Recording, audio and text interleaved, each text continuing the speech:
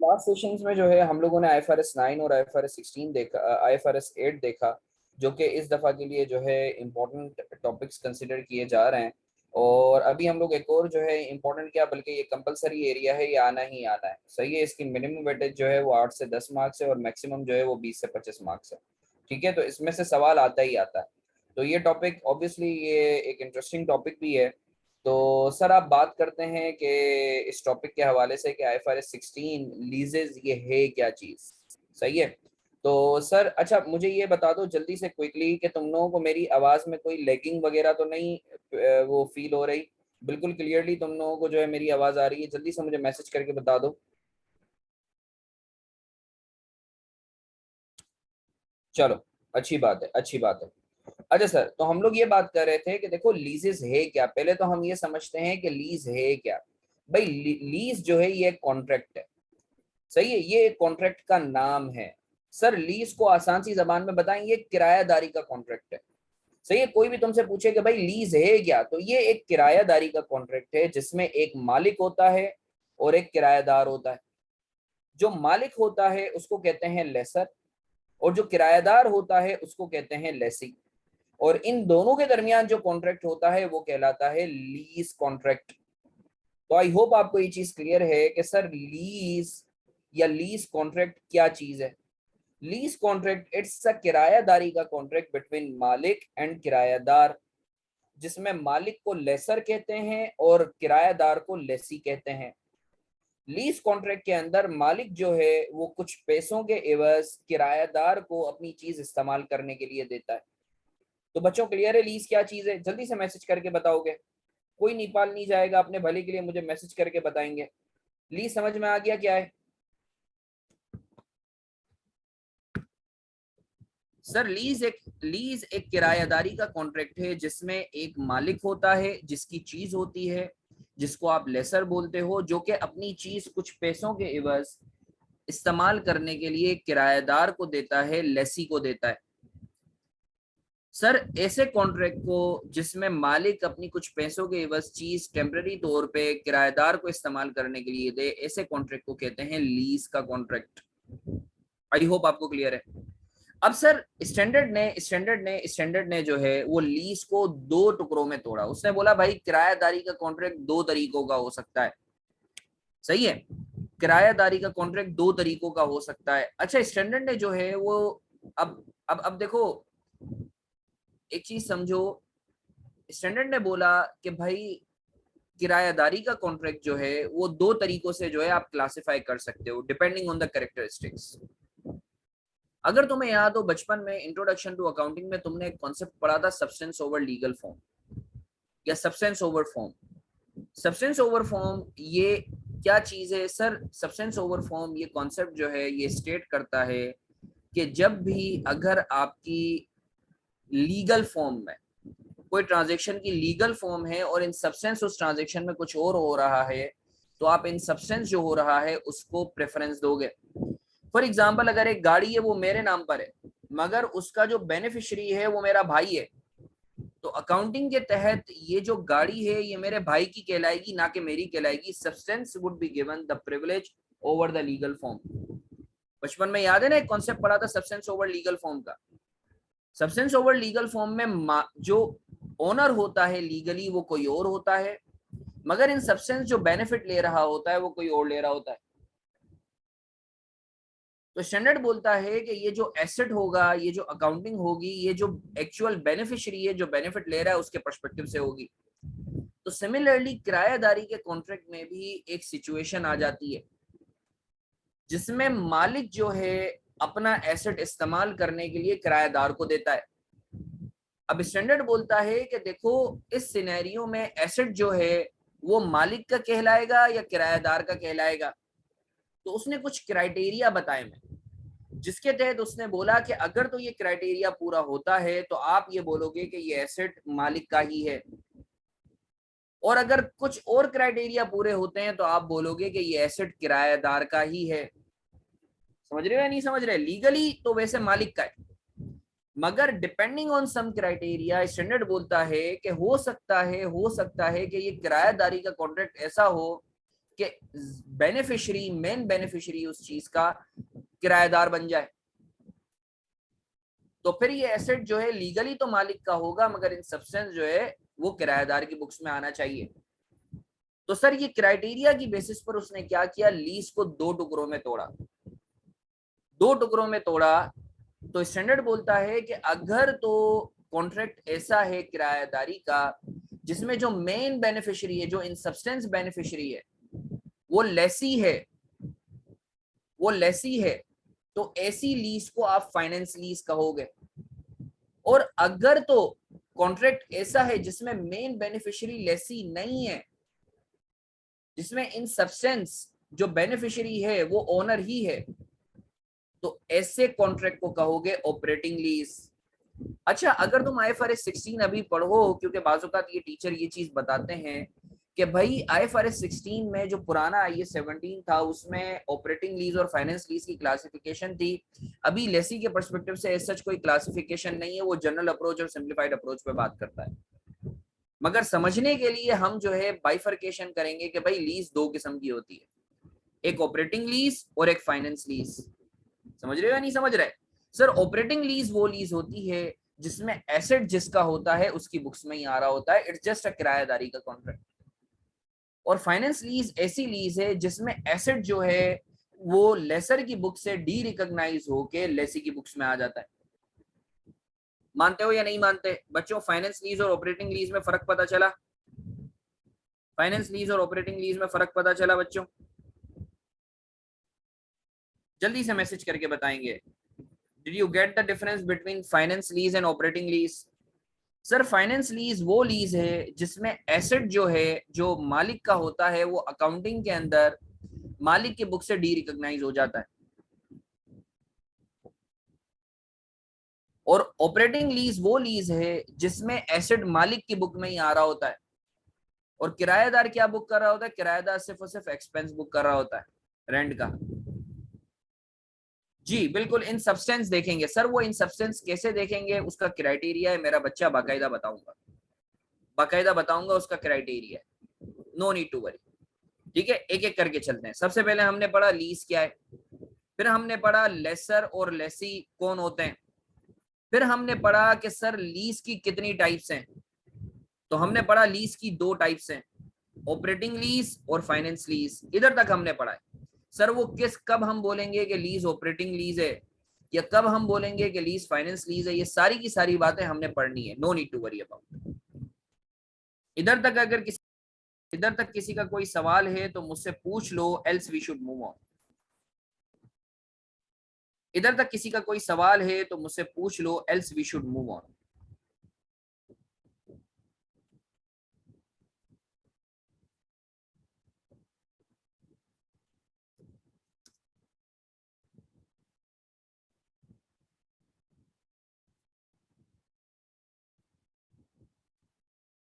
अगर कोई किसी का कोई सवाल है तो मुझसे पूछ लो, else we should move on.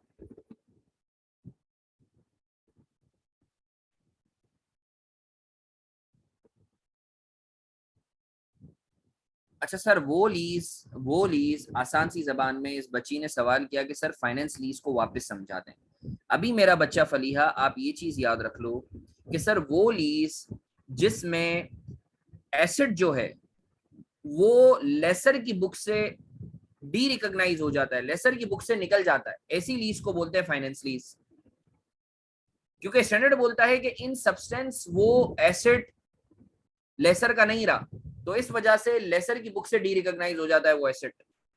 तो ऐसी लीज जिसमें एसेट इन सब्सटेंस लेसी यूज कर रहा होता है और एसेट जो है वो लेसर की बुक से डी रिकॉग्नाइज हो जाता है, उस लीज को बोलते हैं फाइनेंस लीज।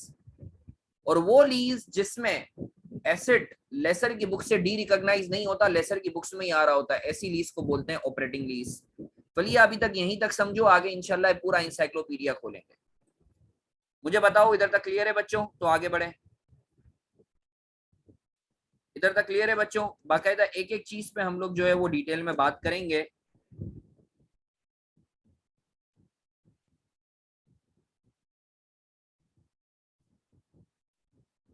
मैं एक मिनट जरा IFRS 16 की जो है वो नोट्स खोल लूँ। अच्छा, मैंने ग्रुप पे आप लोगों से ऑलरेडी शेयर कर दिया है IFRS 16 का मटेरियल। आप सबको मिल गया है? IFRS 16 का मटेरियल आप सबको मिल गया है? चलो अच्छी बात है।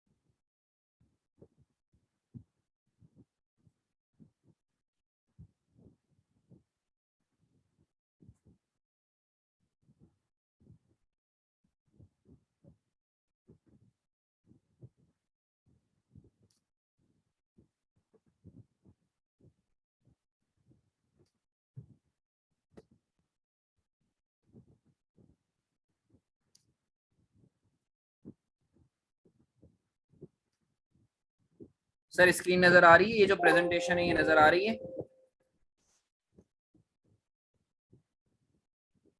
सर ये प्रेजेंटेशन नजर आ रही है आप लोगों को? चलो सर मैं वापस रिपीट कर देता हूँ क्विकली। अभी तक हम लोगों ने 4 बातें पढ़ी हैं कि सर लीज है क्या। ये एक किराएदारी का कॉन्ट्रैक्ट है जिसमें एक मालिक होता है जिसको लेसर बोलते हैं और एक किराएदार होता है जिसको लेसी बोलते हैं, और इन दोनों के दरमियान जो कॉन्ट्रैक्ट होता है वो लीज का कॉन्ट्रैक्ट कहलाता है। क्लियर है बच्चों? फिर हमने पढ़ा कि सर लीज जो है वो 2 किस्म की हो सकती है based on the substance of the transaction. या तो लीज फाइनेंस लीज होगी या तो लीज ऑपरेटिंग लीज होगी। सर फाइनेंस लीज वो लीज होती है जिसमें एसेट जो है वो मालिक की बुक से डी रिकॉग्नाइज हो जाता है। सर वजह क्या है, क्यों डी रिकॉग्नाइज होता है? क्योंकि स्टैंडर्ड बोलता है कि इन सब्सटेंस उसका बेनिफिशियरी जो है वो लेसी है, मालिक नहीं रहा, तो इस वजह से मालिक की बुक से डी रिकॉग्नाइज हो जाता है। तो ऐसी लीज को फाइनेंस लीज कहते हैं। और सर वो लीज जिसमें एसेट जो है मालिक की बुक से डी रिकॉग्नाइज नहीं होता क्योंकि मेन बेनिफिशियरी मालिक ही रहता है, वो वक्ती तौर पे किराएदार को इस्तेमाल करने के लिए दे रहा होता है, ऐसी लीज को कहते हैं ऑपरेटिंग लीज। अभी तक हमने ये बात की। सर हमें कैसे पता चलेगा कि कब लीज को ऑपरेटिंग लीज के तौर पे क्लासिफाई करना है, कब फाइनेंस लीज के तौर पे? ये मैं बताऊंगा, ये मैं बताऊंगा, टेंशन नहीं लेना। ये मैं बताऊंगा कि कब ऑपरेटिंग लीज को फाइनेंस, कब लीज को ऑपरेटिंग लीज के तौर पे क्लासिफाई करना है, कब लीज को फाइनेंस लीज के तौर पे क्लासिफाई करना है। अब सर 1 मिनट के लिए जरा मैं ये स्क्रीन दिखा रहा हूं, तुम लोग जरा इसको गौर से देखो और मैं बोलूंगा इसकी तस्वीर लेके ग्रुप पे भी डाल दो सबके भले के लिए। सबके भले के लिए इसकी तस्वीर लेके ग्रुप पे भी डाल दो। It's a humble request to all of you. Sir जरा ये समझो, देखो अब हमने ये पढ़ा कि लीज जो है वो 2 किस्म की हो सकती है, ऑपरेटिंग लीज और फाइनेंस लीज। अब हमें जो है हमारे कोर्स में लेसी के पर्सपेक्टिव से भी ऑपरेटिंग लीज हमें सीखनी है, लेसी के पर्सपेक्टिव से फाइनेंस लीज सीखनी है, और इसी तरीके से लेसर के पर्सपेक्टिव से भी ऑपरेटिंग लीज सीखनी है, और लेसर के पर्सपेक्टिव से भी फाइनेंस लीज सीखनी है। सही है? तो सर हमें एक्चुअली 4 मॉडलिटीज जो है वो देखनी है, तो अब एक एक करके हम जो है डिटेल में बात करते हैं सब पर। अब सर देखो एक चीज समझो, एक चीज समझो, चूंकि अगर तुम्हें याद हो तुम्हारे कोर्स में IFRS 15 revenue from contract with customers आ चुका है। अब किरायादारी का कॉन्ट्रैक्ट या रेवेन्यू का कॉन्ट्रैक्ट, ये बड़ी थिन लाइन है इसमें। क्योंकि देखो अगर तो ये नॉर्मल कॉन्ट्रैक्ट है ना तो IFRS 15 रेवेन्यू के अंदर डील होगा, और अगर तो वो लीज का कॉन्ट्रैक्ट है तो वो IFRS 16 में डील होगा।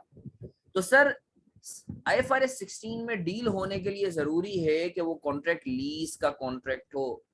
अगर तो कॉन्ट्रैक्ट लीज का कॉन्ट्रैक्ट नहीं है तो आप उस कॉन्ट्रैक्ट को IFRS 16 में डील नहीं करोगे, आप किसी और स्टैंडर्ड में डील करोगे। अब आईकेप क्या कर सकता है? आईकेप जो है वो इस चीज में घुमा सकता है कि वो लीज की डेफिनेशन के अंदर आपको घुमा दे। सही है? अब आप समझ रहे हो कि वो लीज है, हालांकि वो लीज है ही नहीं। अब तो sir it is very important to for us to understand कि व्हाट इज लीज का कॉन्ट्रैक्ट बाय डेफिनेशन। तो सर इसकी डेफिनेशन को जरा हम समझते हैं। A lease is defined as a contract or a part of the contract that conveys the right to use an asset for a period of time in exchange for consideration. Sir lease एक ऐसा contract है जिसमें asset का right to use आप सामने वाले बंदे को देते हो कुछ टाइम पीरियड के लिए in exchange for consideration. Sir क्या मतलब, फॉर एग्जांपल मेरा एक घर था, मैंने 2 साल के लिए उमेर को किराए पर दे दिया 10,000 रुपए महाना पे। तो सर क्या ये लीज का कॉन्ट्रैक्ट है? यस सर, ये लीज का कॉन्ट्रैक्ट है। अब सर इसमें दो अहम बातें हैं। बात नंबर 1, जो आप लीज का कॉन्ट्रैक्ट करोगे उसमें आपने राइट टू यूज देना है। राइट टू यूज का मतलब क्या है, बात करते हैं नोट 2 में। और एसेट होना चाहिए, कोई एसेट होना चाहिए। अगर एसेट नहीं है तो वो लीज का कॉन्ट्रैक्ट नहीं कहलाएगा। तो सर याद रखो, कोई भी कॉन्ट्रैक्ट लीज का कॉन्ट्रैक्ट उस वक्त कहलाएगा जब उसमें एसेट हो और नंबर 2 उसमें राइट टू यूज हो लेसी का। अगर तो इन दोनों में से कोई एक भी बात मिसिंग है तो उस कॉन्ट्रैक्ट को लीज का कॉन्ट्रैक्ट नहीं कहोगे, कुछ भी कहोगे लीज का कॉन्ट्रैक्ट नहीं कहोगे। अब सर हम समझते हैं कि एसेट क्या है, इसकी निटिग्रिटीज मॉडलिटीज क्या है, एक एक करके बात करते हैं। अभी हम ये समझ रहे हैं, ऑब्जेक्टिव समझो, हमारा ऑब्जेक्टिव ये है to decide whether the contract is a lease contract और अ नॉन लीज कॉन्ट्रैक्ट। क्यों सर, ये हम क्यों आइडेंटिफाई करें? क्योंकि अगर कॉन्ट्रैक्ट तो नॉन लीज कॉन्ट्रैक्ट होगा तो IFRS 16 में आएगा ही नहीं। तो now we are suppose to decide कि when the contract would be called lease contract, क्योंकि अगर तो कॉन्ट्रैक्ट लीज कॉन्ट्रैक्ट होगा तो ही वो IFRS 16 में आएगा, वरना तो IFRS 16 में आएगा ही नहीं। तो मेरे साथों बच्चों, अभी हमारा ऑब्जेक्टिव क्या है? सबसे पहले तो हम ये डिसाइड कर लें कि भाई कॉन्ट्रैक्ट लीज का कॉन्ट्रैक्ट कब कहलाएगा, कोई भी कॉन्ट्रैक्ट लीज का कॉन्ट्रैक्ट कब कहलाएगा। क्लियर है बच्चों? अभी हम जो बात कर रहे हैं वो ये समझना चाह रहे हैं कि सर कॉन्ट्रैक्ट, कौन से कॉन्ट्रैक्ट को आप लीज का कॉन्ट्रैक्ट बोलोगे। क्लियर है? मुझे मैसेज करके बताओ, अभी तक मेरे साथ हो तुम लोग, जल्दी से मैसेज करके बताओ, कोई नेपाल नहीं जाएगा।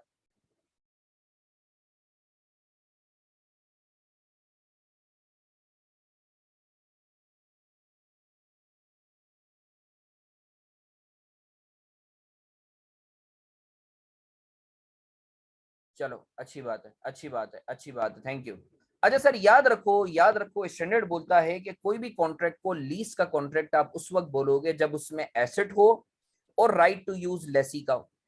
अब सर एसेट का मतलब क्या है? एसेट क्या होना चाहिए? स्टैंडर्ड बोलता है asset must be identified for categorizing any contract as a lease contract. The condition number 1 is asset must be identified.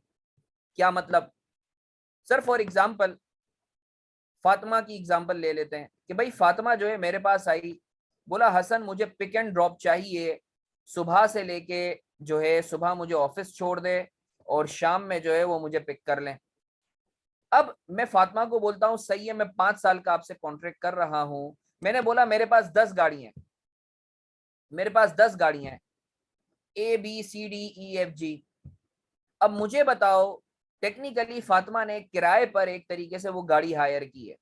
मुझे बताओ ये जो कॉन्ट्रैक्ट फातिमा ने किया है मेरे से कि मैं 5 सालों तक इसे पिक एंड ड्रॉप सर्विसेज दूंगा, इस कॉन्ट्रैक्ट के अंदर, और मेरे पास 10 गाड़ियां हैं, गाड़ियां आइडेंटिफाइड नहीं है कि भाई हो सकता है कभी मैं कार ए में ड्रॉप करवाऊं, पिक एंड ड्रॉप करवाऊं, कार बी में कभी करवाऊं, कभी कार सी में करवाऊं, कभी कार डी में करवाऊं। मुझे बच्चों मुझे ये बताओ, ये जो कॉन्ट्रैक्ट किया है फातिमा ने, क्या इसमें एसिड आइडेंटिफाइड है? क्या इस कॉन्ट्रैक्ट में फातिमा को पता है कि कौन सा एसिड जो है उसे लेने के लिए आएगा? जल्दी से बताओ, जल्दी से बताओ, क्या इस सिनेरियो में एसिड आइडेंटिफाइड है?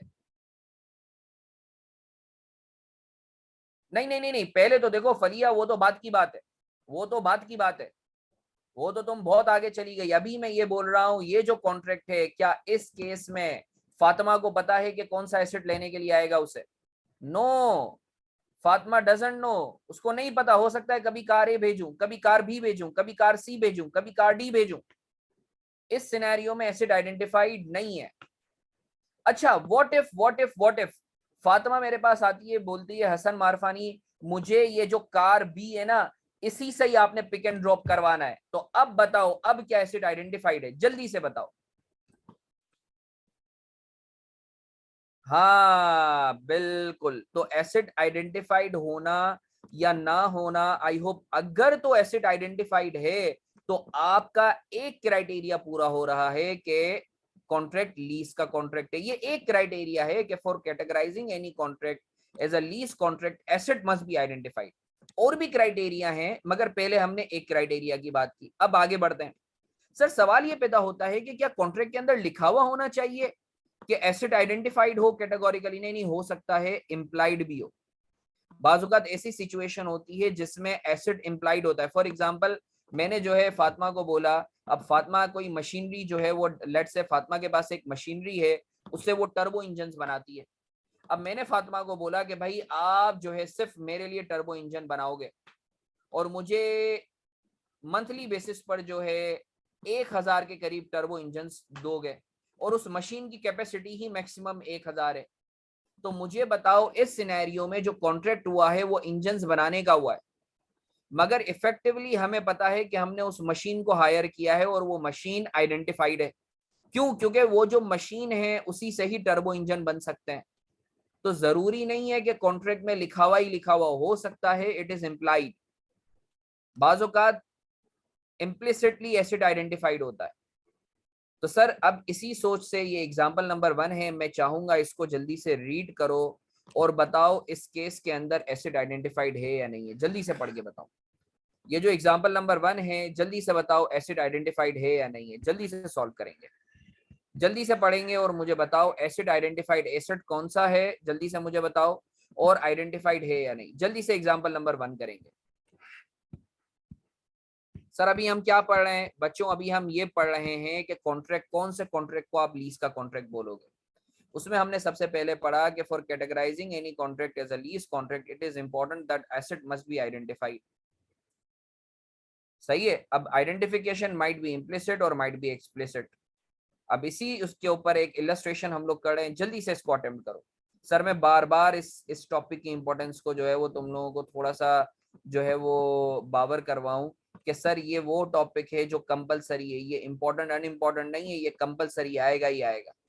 और मैं तुम्हें इस चीज की गारंटी दे रहा हूँ, तमीज से पढ़ लो, क्लासेस ले लो, ये टॉपिक आसानी से तुम्हारा निकल जाएगा।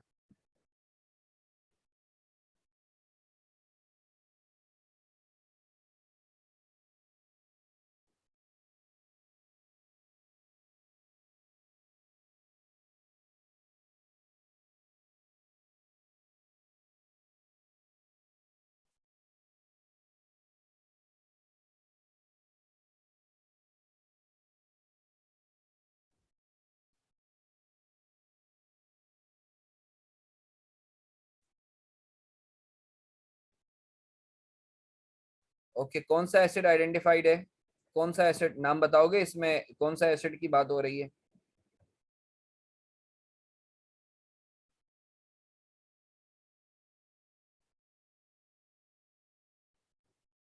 सर मैं रीड किए देता हूँ। Entity A, a manufacturer of luxury sports cars, enters into a contract with entity B in terms of which entity B, आवाज आ रही है ना मेरी? आवाज आ रही है नहीं आ रही?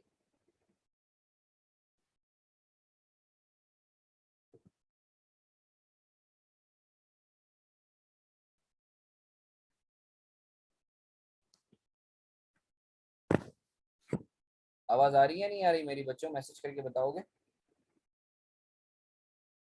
सर बोलता है entity A, manufacturer of luxury sports cars, enters into a contract with entity B in terms of which entity B will manufacture and supply specialized engine components to entity A over a period of 5 years. entity B क्या करेगी? वो specialised engine supply करेगी entity ए को, सही है ना, 5 सालों के लिए। The engine components have a unique design and thus entity B needed to design, construct and install a specialized manufacturing plant on entity A's premises। चूंकि ये इंजन ऐसे यूनिक किस्म के हैं कि उसे एंटिटी बी को एंटिटी ए की प्रेमिसेस में एक प्लांट लगाना पड़ेगा। There is no mention in the contract of the specified plant, contract में कहीं नहीं लिखा हुआ कि भाई जो है वो प्लांट लगाना है। That should be used by entity be in manufacturing of the engine components, contract में कहीं नहीं लिखा हुआ कि भाई उसे ये प्लांट लगाना है। Entity B's newly constructed plant will be used exclusively in the manufacture of these specialized components. अलबत्ता ये जो प्लांट है ये सिर्फ और सिर्फ इन्हीं इंजन्स को बनाने के लिए इस्तेमाल होगा। And due to specialized nature, this plant will not be able to be used for any other purpose after the end of the contract.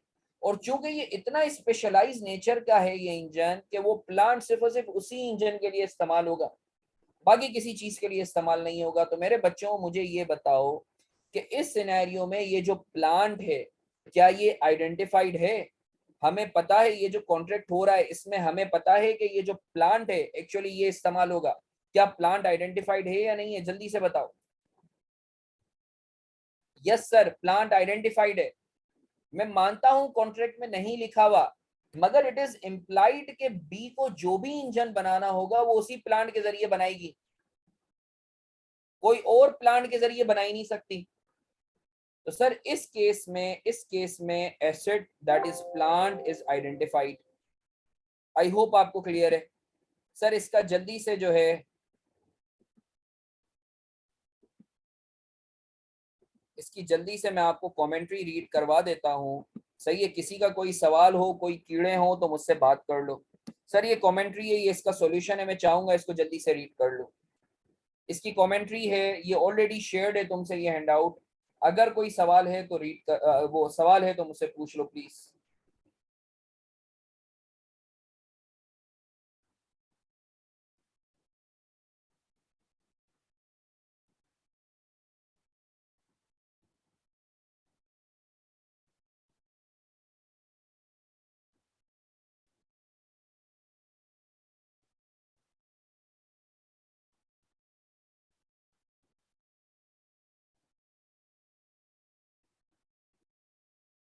Sir कोई सवाल है तो मुझसे पूछ लो, else we should move on. किसी के दिमाग में कोई भी कीड़े, कोई भी फतूर, are we clear on this कि एसेट आइडेंटिफाइड कैसे है? अगर किसी का कोई सवाल है तो मुझसे बात करो please. A humble request to all of you.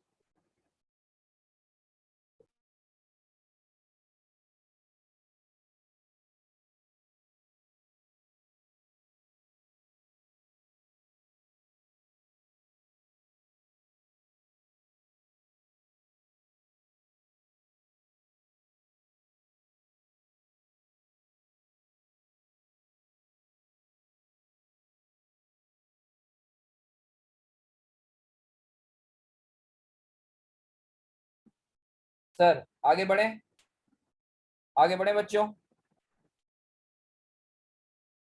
आगे बढ़े। चलो अच्छी बात है। अब सर बात करते हैं पॉइंट नंबर 2। ये अभी हम यही बात करें, देखो मैं वापस से कॉन्टेक्स्ट बता दूं, ऑब्जेक्टिव बता दूं। हमारा ऑब्जेक्टिव ये है कि भाई कोई भी कॉन्ट्रैक्ट अगर लीज का हो रहा है, कोई भी कॉन्ट्रैक्ट आप कर रहे हो तो उसको मैं लीज का कॉन्ट्रैक्ट कब कहूंगा? तो हमने पढ़ा कि सर कुछ कंडीशंस हैं, अगर तो वो पूरी होती हैं तो हम ये बोलेंगे कि भाई ये कॉन्ट्रैक्ट लीज का कॉन्ट्रैक्ट है और इसको IFRS 16 में लेकर आओ। अगर तो वो कंडीशंस पूरी नहीं होती तो हम बोलेंगे ये कॉन्ट्रैक्ट लीज का कॉन्ट्रैक्ट नहीं है, ये किसी और स्टैंडर्ड में डील होगा। तो सर पहली हमने बात करी कि भाई एसेट आइडेंटिफाइड होना चाहिए। अब सर एक सवाल आता है कि सर व्हाट इफ एसेट के पोर्शंस हो। फॉर एग्जांपल मेरा एक घर है और उसके 4 कमरे हैं। अब मैंने हर कमरे को अलग अलग किराए पे दिया हुआ है। तो सवाल ये पैदा होता है कि सर अगर तो पोर्शंस हैं तो उन पोर्शंस को अगर मैं किराए पे देता हूं तो क्या मैं ये बोलूंगा कि वो पोर्शंस आइडेंटिफाइड हैं या नहीं है? क्या वो आइडेंटिफाइड की डेफिनेशन में आएंगे या नहीं आएंगे? तो सर इसके ऊपर स्टैंडर्ड ने बोला कि अगर तो पोर्शंस हैं, अगर तो एसेट के पोर्शंस हैं, तो an identified asset could be just a portion of an asset if the portion is physically distinct। physically distinct का मतलब ये है सेपरेट है। मेरे घर के 4 कमरे हैं और हर कमरे का अलग अलग दरवाजा है। तो सर अगर तो अलग अलग दरवाजा है और वो फिजिकली अलग अलग हो सकते हैं तो मैं बोलूंगा हाँ यार पोर्शन जो है, एक पोर्शन को आप सेपरेट एसेट बोल सकते हो। अच्छा सर बाजुकात होता ऐसा है कि आपका वो जो पोर्शन होता है वो फिजिकली डिस्टिंक्ट नहीं होता। फॉर एग्जाम्पल फातिमा ने, अब मेरी जो है वो क्या कहते हैं बड़ी बड़ी पेट्रोल की पाइपलाइंस है जहां से पेट्रोल आता है और मैं सप्लाई करता हूँ। अब फातिमा ने बोला कि हसन मारफानी ये जो पेट्रोल की लाइन आ रही है तुम्हारी पाइपलाइन है, मुझे जो है इसकी 20% जो है 20% ऑफ द कैपेसिटी जो है वो तुमने मुझे प्रोवाइड करनी है। इस सिनेरियो में एसिड का एक पोर्शन फातिमा ने लिया है, मगर इस सिनेरियो में ये जो पोर्शन है ये फिजिकली डिस्टिंक्ट नहीं है, क्योंकि पाइपलाइन में तेल गुजर रहा है, उसका 20% मैंने उसको देना होगा फातिमा को।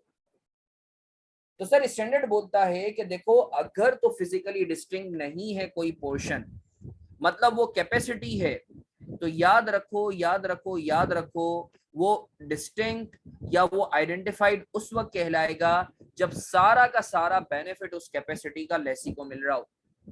फॉर एग्जाम्पल अगर तो फातिमा बोलती है कि यार हसन उस पाइपलाइन का 95% जितना भी तेल है वो आपने मुझे प्रोवाइड करना है, तो मैं इस केस में कहूंगा कि हाँ यार एसेट आइडेंटिफाइड है। क्यों? क्योंकि सब्सटेंशियली जो उस कैपेसिटी का बेनिफिट है वो फातिमा को मिल रहा है। मैं वापस रिपीट कर रहा हूं सर, सबसे पहले हमने पढ़ा कि सर एसेट आइडेंटिफाइड कब होगा। अब हम ये पढ़ रहे हैं कि सर अगर लेट से पोर्शन जो है वो आप किराए पे दे रहे हो, तो वो जो पोर्शंस आप दे रहे हो या कुछ हिस्सा दे रहे हो एसेट का, उसको आप आइडेंटिफाइड कहोगे या नहीं कहोगे। तो हमने दो बातें पढ़ी। सर पहली बात, सर पोर्शन आइडेंटिफाइड कहलाएगा अगर तो वो फिजिकली डिस्टिंक्ट है। फॉर एग्जाम्पल मेरा एक घर है, उसके 4 कमरे हैं, तो चारों के चारों कमरे सेपरेटली आइडेंटिफाइड कहलाएंगे। क्यों? क्योंकि वो फिजिकली डिस्टिंक्ट है। सर सवाल ये पैदा होता है कि अगर लेट से एसिड के पोर्शंस फिजिकली डिस्टिंक्ट नहीं है, अलग अलग नहीं है, लेट से आपने कैपेसिटी ली हुई है, इसके ऊपर मैंने तुम्हें पाइपलाइन की एग्जांपल दी कि फातिमा मेरे पास आई, फातिमा ने बोला हसन मारफानी ये पाइपलाइन गैस की जो है वो जा रही है, अब इस पाइपलाइन की जितनी भी प्रोडक्शन होगी उसका 30% तुम मुझे दोगे। अब मैं इस 30% को अलग नहीं कर सकता, फिजिकली अलग नहीं कर सकता, वो पाइपलाइन में से तो गैस जा रही है ना। तो सर स्टैंडर्ड बोलता है कि अगर तो वो पोर्शन ऐसा है जो फिजिकली डिस्टिंक्ट नहीं है, तो आपने देखना है कि सब्सटेंशियल बेनिफिट, सब्सटेंशियल बेनिफिट का मतलब क्या है? 90% और more of the benefit. Substantial का मतलब है 90% और मोर। क्या वो लेसी को मिल रहा है? अगर तो उस पोर्शन का, उस बेनिफिट, उस एसिड का बेनिफिट सब्सटेंशियली लेसी को मिल रहा है, तो आप बोलोगे एसिड आइडेंटिफाइड है। अगर तो सब्सटेंशियली बेनिफिट नहीं मिल रहा तो आप बोलोगे एसिड आइडेंटिफाइड नहीं है। फॉर एग्जाम्पल फातिमा मेरे पास आती है, मेरे पास जो है क्या कहते हैं लेट से 2 स्टोरी हाउस है, फातिमा बोलती है हसन मारफानी ये जो 2nd स्टोरी है वो तो मुझे किराए पे दे दो। मुझे बताओ मैं फातिमा को एक पोर्शन दे रहा हूँ, क्या ये पोर्शन आइडेंटिफाइड कहलाएगा या नहीं कहलाएगा? जल्दी से बताओ, क्या ये पोर्शन आइडेंटिफाइड कहलाएगा या नहीं कहलाएगा? जल्दी से बताओ, क्या ये पोर्शन आइडेंटिफाइड कहलाएगा या नहीं कहलाएगा? 2 स्टोरी जो है मेरा घर है, 2nd स्टोरी फातिमा ने बोला कि यार मुझे किराए पे दो, क्या ये जो 2nd स्टोरी है ये आइडेंटिफाइड कहलाएगा या नहीं कहलाएगा? जी सर बिल्कुल कहलाएगा। क्यों? क्योंकि ये फिजिकली डिस्टिंक्ट है। अब लेट से फलिया मेरे पास आती है, एक और एग्जांपल लेते हैं। फलिया बोलती है कि हसन मारफानी ये जो गैस की पाइपलाइन है इसका 40% जो है, इसका 40% जो है आउटपुट वो तुमने मुझे प्रोवाइड करना है। मुझे बताओ ये जो 40% आउटपुट प्रोवाइड करूंगा मैं, क्या ये एक पोर्शन है? जाहिर सी बात है एक एसिड का हिस्सा है, क्या ये फिजिकली डिस्टिंक्ट है या नहीं? मुझे बताओ ये जो पाइपलाइन का 40% जो है आउटपुट मैं फलिया को प्रोवाइड कर रहा हूँ, क्या ये फिजिकली डिस्टिंक्ट है या नहीं? जल्दी से बताओ, क्या ये फिजिकली डिस्टिंक्ट है या नहीं? नो। तो हम क्या देखेंगे कि ये सब्सटेंशियली, इस एसिड का सब्सटेंशियल बेनिफिट क्या फलिया को मिल रहा है या नहीं मिल रहा? मुझे बताओ, फलिया ने मुझसे कॉन्ट्रैक्ट किया है कि 40% आउटपुट मैं उसे दूंगा, क्या सब्सटेंशियल बेनिफिट और एसिड का फलिया को मिल रहा है या नहीं मिल रहा? जल्दी से मैसेज करके बताओ। नो। क्यों? क्योंकि सर ये जो एसिड है इसका सब्सटेंशियल बेनिफिट उस वक्त फलिया को मिलेगा जब, अगर तो ये कॉन्ट्रैक्ट होता है कि 90% या उससे ज्यादा का आउटपुट फलिया जो है वो ऑब्टेन करेगी। तो चूंकि ये सब्सटेंशियल बेनिफिट फलीहा को नहीं मिल रहा और एसिड फिजिकली डिस्टिंक्ट नहीं है, तो इस सिनेरियो में हम बोलेंगे कि एसिड आइडेंटिफाइड नहीं है। आई होप बच्चों आप लोगों को क्लियर है। आई होप बच्चों आप लोगों को क्लियर है। मैं वापस रिपीट कर देता हूँ क्विकली। सर हमारा एम ये है कि सर हम देखें कि कॉन्ट्रैक्ट के अंदर कौन सा कॉन्ट्रैक्ट जो है वो लीज का है और कौन सा कॉन्ट्रैक्ट लीज का नहीं है। उसमें हमने सबसे पहले बात की कि सर लीज का कॉन्ट्रैक्ट होने के लिए जरूरी है कि एसेट शुड बी आइडेंटिफाइड। फिर हमने पढ़ा कि सर अगर पोर्शन जो है वो आपने किराए पे दिए हुए, तो उस सिनेरियो के अंदर हम क्या बोलेंगे कि वो पोर्शन आइडेंटिफाइड है या नहीं। तो हमने पढ़ा कि सर अगर पोर्शन फिजिकली डिस्टिंक्ट है तो हम उसे आइडेंटिफाइड कहेंगे, और अगर वो फिजिकली डिस्टिंक्ट नहीं है, आपकी कैपेसिटी है, तो आप देखोगे कि सब्सटेंशियल बेनिफिट लेसी को मिल रहा है या नहीं मिल रहा। अगर तो सब्सटेंशियल बेनिफिट लेसी को मिल रहा है तो आप बोलोगे कि एसिड आइडेंटिफाइड है, वो जो पोर्शन है वो आइडेंटिफाइड है, वरना आप उस पोर्शन को आइडेंटिफाइड नहीं मानोगे और वो कॉन्ट्रैक्ट लीज का कॉन्ट्रैक्ट नहीं कहलाएगा। क्लियर है बच्चों यहाँ तक? जल्दी से मैसेज करके बताओ मुझे, जल्दी से मैसेज करके बताओ क्लियर है या नहीं है, जल्दी से मैसेज करके बताओ। चलो अच्छी बात है, ये एक इलस्ट्रेशन है, जल्दी से बताओ, इसको सॉल्व करो। जल्दी से मुझे बताओ कि क्या जो ये पोर्शन है वो फिजिकली डिस्टिंक्ट है, और अगर फिजिकली डिस्टिंक्ट नहीं है तो क्या इस पोर्शन का सब्सटेंशियल बेनिफिट कौन ले रहा है। जल्दी जल्दी सॉल्व करेंगे, जल्दी जल्दी, शाबाश, जल्दी जल्दी सॉल्व करेंगे।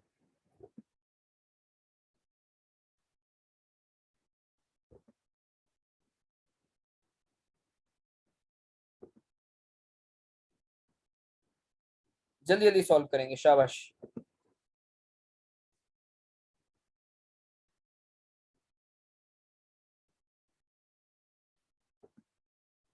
ये हैंडआउट मैं आप लोगों से ऑलरेडी शेयर कर चुका हूं, अगर कोई सवाल है तो प्लीज मुझसे पूछ लो। 1 मिनट।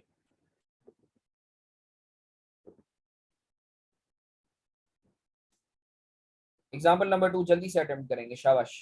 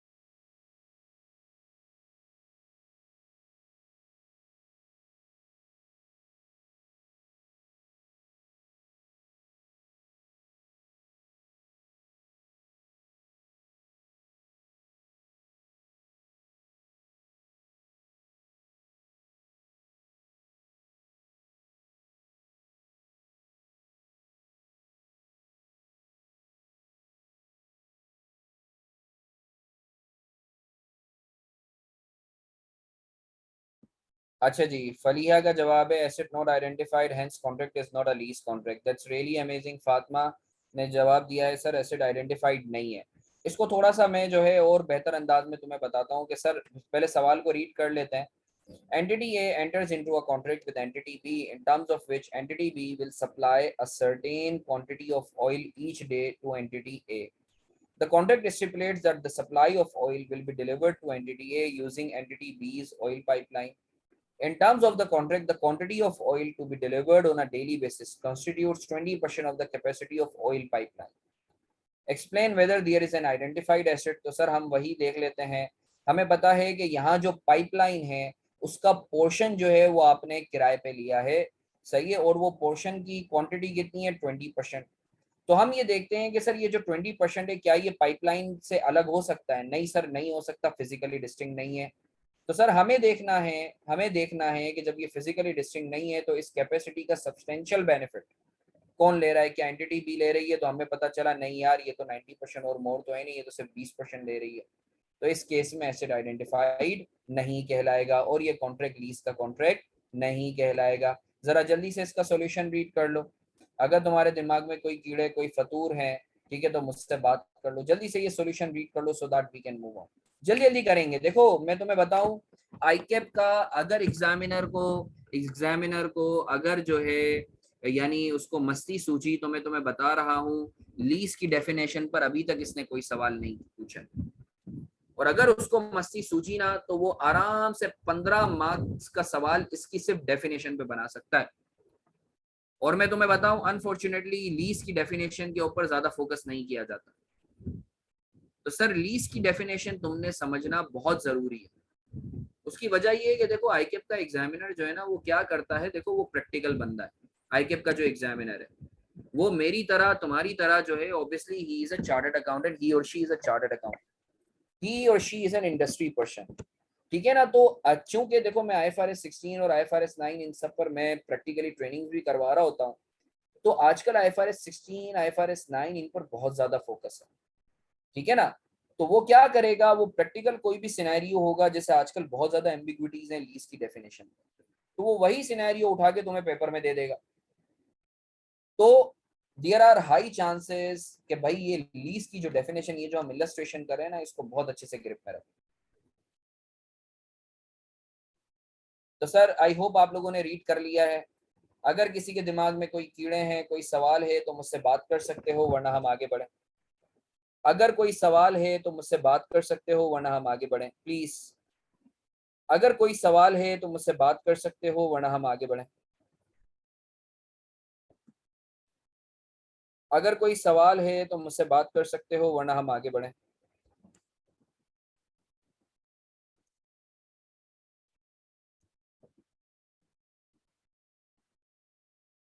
आगे बढ़े,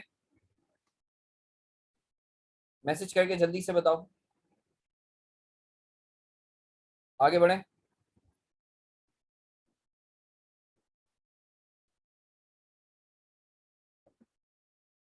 चलो अच्छी बात है। अब सर एक और सवाल आता है, ये बहुत इंपॉर्टेंट चीज है, ये बहुत इंपॉर्टेंट चीज है जो मैं अभी बताने के लिए तुम्हें जा रहा हूँ। देखो यार, फॉर एग्जाम्पल फातिमा मेरे पास आई और फातिमा ने बोला कि हसन मारफानी मुझे 5 सालों के लिए जो है कॉन्ट्रैक्ट पे गाड़ी चाहिए, ये कार नंबर बी जो है ये मुझे पिक एंड ड्रॉप सर्विसेज दे। सही है। अब मुझे बताओ, एक मिनट बच्चों।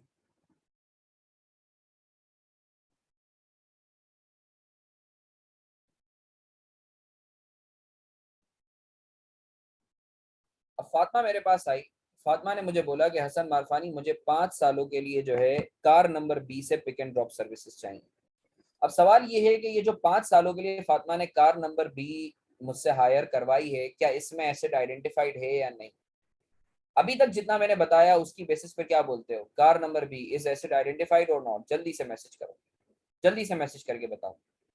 अभी तक जितना बोला है उसके हिसाब से क्या आइडेंटिफाइड है या नहीं। यस बिल्कुल आइडेंटिफाइड है। आओ अब मैं थोड़ा सा ट्विस्ट लाऊं। सर याद रखो, याद रखो, अगर तो मेरे पास ये राइट है बीइंग अ सप्लायर कि मैं जब चाहूं उस कार नंबर बी की जगह कोई और गाड़ी इसे लाके दे दूं। मेरे पास ये राइट है कि मैं उस स्पेसिफिक एसेट की जगह कभी भी कोई और एसेट फातिमा को लाके दे दूं। फॉर एग्जाम्पल फातिमा ने बोला कार बी कॉन्ट्रैक्ट में लिखा हुआ भी है, मगर कॉन्ट्रैक्ट में ये भी लिखा हुआ है कि अगर हसन मारफानी चाहे तो कार बी के अलावा कोई और कार भी भिजवा सकता है। इसका मतलब है मेरे पास राइट ऑफ सब्सटीट्यूशन भी है। और नंबर दो, कंडीशन नंबर दो, राइट ऑफ सब्सटीट्यूशन भी हो और वो मेरे लिए इकोनॉमिकल भी हो, यानी मुझे उसके अंदर जब मैं कॉस्ट बेनिफिट एनालिसिस करूं तो मुझे कोई नुकसान ना हो रहा हो। तो स्टैंडर्ड बोलता है कि सर अगर तो सप्लायर के पास, अगर तो सप्लायर के पास ये राइट है, अगर तो सप्लायर के पास ये राइट है कि वो एसेट को सब्स्टिट्यूट कर सकता है और वो उसके लिए इकोनॉमिकल भी है, तो सर इस केस के अंदर एसेट आइडेंटिफाइड नहीं कहलाएगा। सही है बच्चों। मैं फॉर एग्जांपल मैं 2 एग्जांपल तुम्हें देता हूं, तुम्हें इंशाल्लाह उससे क्लैरिटी आ जाएगी। फातिमा मेरे पास आई, फातिमा ने बोला कि 5 साल के लिए हसन मुझे कार नंबर बी चाहिए। अब तुम लोगों ने मुझे बताना है, पहले तो मैं तुम्हें बता देता हूं कि सप्लायर का सब्सटेंटिव राइट कब कहलाएगा, कि सप्लायर कब ये कहलाएगा कि supplier has got a substantive right to substitute the asset. जब जो दो चीजें, सप्लायर के पास ये ऑप्शन हो कि वो जब भी चाहे एसेट को रिप्लेस कर सकता है, और नंबर दो वो उसके लिए इकोनॉमिकल हो। इकोनॉमिकल का मतलब ये है कि उसको कोई नुकसान ना हो सब्स्टिट्यूट करने में। अब इन दो बातों को ध्यान में रखते हुए जरा तुम मुझे बताओ, लेट से फातिमा मेरे पास आई, फातिमा ने बोला कि हसन मारफानी मुझे जो है एसेट चाहिए, लेट से कार नंबर बी जो है पिक एंड ड्रॉप के लिए चाहिए, ठीक है। मैंने बोला सही है भाई, कार नंबर बी जो है वो आप पिक एंड ड्रॉप के लिए ले लो। मैंने बोला कि देखो फातिमा, मैं तुम्हें कार नंबर बी जो है वो तो दे रहा हूँ, अलबत्ता अगर तो कभी मुझे जरूरत हुई तो मैं तुम्हें कार नंबर बी के अलावा कोई और गाड़ी जो है वो भी प्रोवाइड कर सकता हूँ। फातिमा ने बोला सही है। अब मेरे पास गाड़ियों की बहुत बड़ी फ्लीट है। अब मुझे ये बताओ, क्या इस सिनेरियो में क्या मेरे पास राइट टू सब्स्टिट्यूट है? मतलब अगर कभी कार नंबर बी नहीं होती तो क्या मैं फातिमा को कोई और गाड़ी दे सकता हूँ एज पर कॉन्ट्रैक्ट? जल्दी से मैसेज करके बताओ, जल्दी से मैसेज करके बताओ, क्या मेरे पास राइट टू सब्स्टिट्यूट है? यस, बिल्कुल है। अच्छा मुझे बताओ, अगर तो मैं कभी मेरे पास गाड़ी नहीं होती कार नंबर बी और मुझे कार नंबर सी देनी पड़ती है, तो क्या मेरा कोई नुकसान है? क्या मुझे कोई एडिशनल कॉस्ट इनकर करनी पड़ रही है? क्या मुझे कोई एडिशनल कॉस्ट इनकर करनी पड़ रही है? अगर मैं कार बी की जगह उसे कार, नो, कुछ भी मुझे इनकर नहीं करनी पड़ रही। तो इट मींस कि I being a supplier has got a substantive right to substitute the asset. तो अगर तो सप्लायर के पास सब्सटेंटिव राइट होगा टू सब्स्टिट्यूट द एसेट, तो उस केस में एसेट आइडेंटिफाइड नहीं कहलाएगा। एक और एग्जांपल देता हूं, लेट्स से फलिया जो है वो क्या कहते हैं, बहुत बड़ी डिस्ट्रीब्यूटर है फार्मास्यूटिकल फार्मा की। अब जो है क्या कहते हैं, फलिया मेरे पास आई, फलिया ने बोला कि हसन जो है मुझे एक प्लांट लगा दो जिससे फार्मास्यूटिकल जो है वो तुम प्रोड्यूस कुछ मेडिसिन वगैरह जो है वो प्रोड्यूस करके दो, एक प्लांट मुझे जो है वो लगा के दो। तो मैंने बोला सही है, 5 सालों के लिए हम लोगों का कॉन्ट्रैक्ट हुआ है कि मैंने फलिया को प्लांट लगा के दिया है।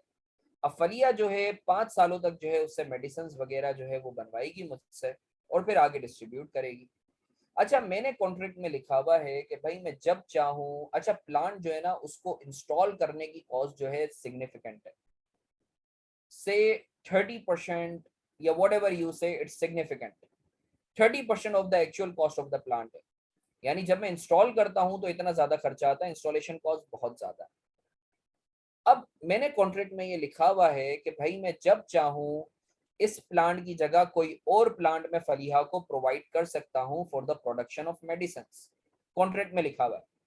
अलबत्ता उस प्लांट को रिप्लेस करने की कॉस्ट बहुत ज्यादा है, जो कि बहुत सिग्निफिकेंट है। मुझे बताओ बच्चों, सवाल number 1, being a supplier, have I got a right to substitute or replace that plant?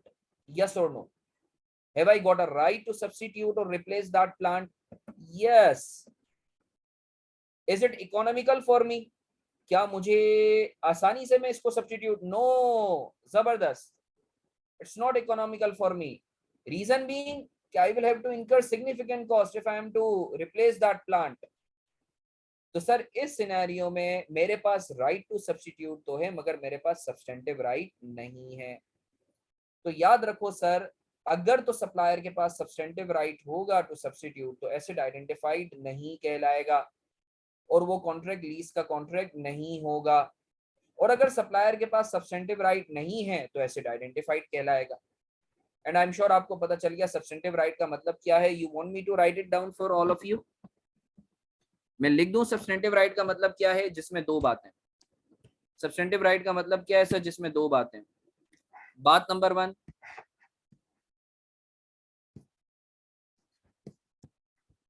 जिसमें दो बातें। सब्सटेंटिव राइट का मतलब क्या है, मैं लिख देता हूं।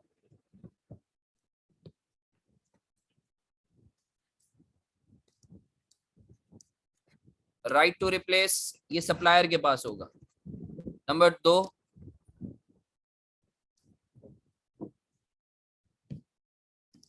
रिप्लेसमेंट शुड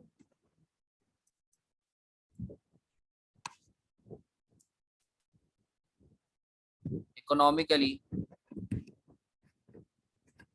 बी वायबल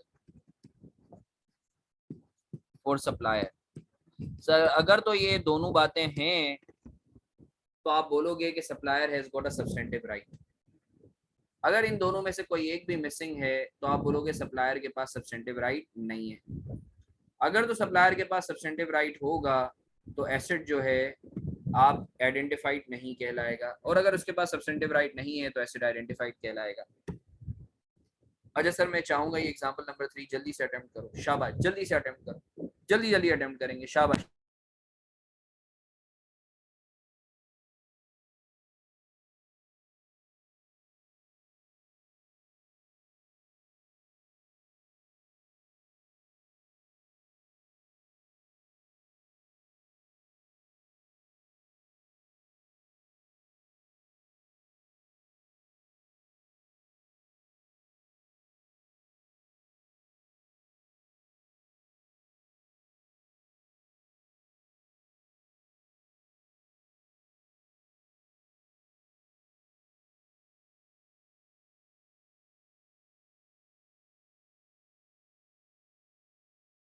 अच्छा इकोनॉमिकली वैलिड नहीं, इकोनॉमिकली वायबल। अलीना बच्चा it is economically viable.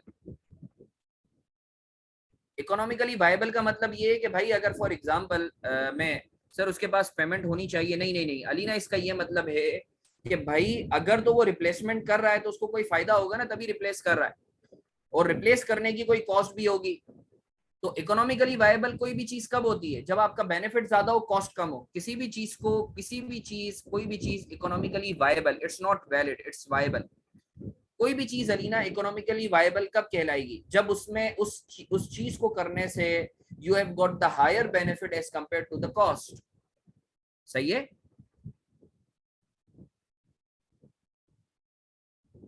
Sir आगे बढ़े, ये मैं चाहूंगा ये एग्जांपल नंबर 3 जल्दी से अटेम्प्ट करेंगे, कोई नेपाल नहीं जाएगा, सब अच्छे बच्चों की तरह अटेम्प्ट करेंगे। मैं फिर से इस चीज को रिइटरेट कर दूं, ये टॉपिक लाजमी आना ही आना है। और रेस्ट एश्योर्ड, अगर सिर्फ तमीज से क्लासेस ले लो, सिर्फ तमीज से क्लासेस ले लो और कुछ नहीं करो, बस थोड़ी बहुत पेपर से पहले प्रैक्टिस कर लेना, तुम्हारा ये वाला टॉपिक आसानी से निकल जाएगा, बल्कि पूरा पेपर ही निकल जाएगा। ठीक है, प्रोवाइडेड के तमीज से क्लासेस लो। सर जल्दी से इस सवाल को अटेम्प्ट करेंगे, जल्दी से। मैं करवा दूं अगर कर लिया, मुझे पहले आंसर बताओ, जल्दी से मैसेज करके आंसर बताओ प्लीज।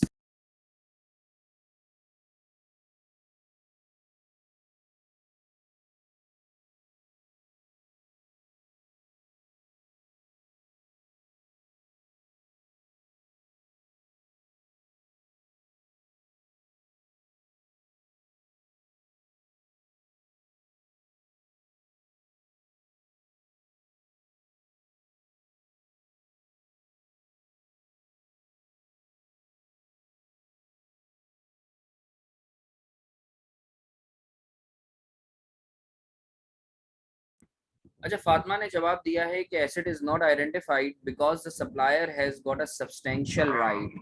फातिमा सप्लायर के पास सब्सटेंशियल राइट क्यों है, जरा मैसेज करके बताते हो क्यों है। How did you identify that supplier has got a substantial right.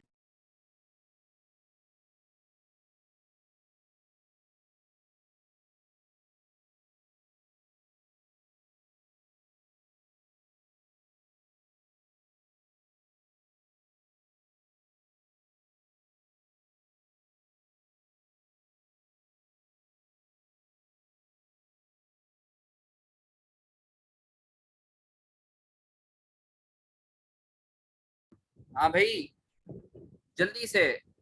Because cost of moving stand is minimal and it is mentioned in contract that supplier can move stand anytime. That's really amazing, Falia. That's really amazing. Highly appreciable. बहुत अच्छे। Sir let me discuss this scenario with all of you. ये मुंह कौन आ गया है, मुंह बच्चा तुम पूरा अपना नाम तो लिख दो यार, और थोड़ा सा म्यूट कर दो अपने आप को तो ज्यादा बेहतर है।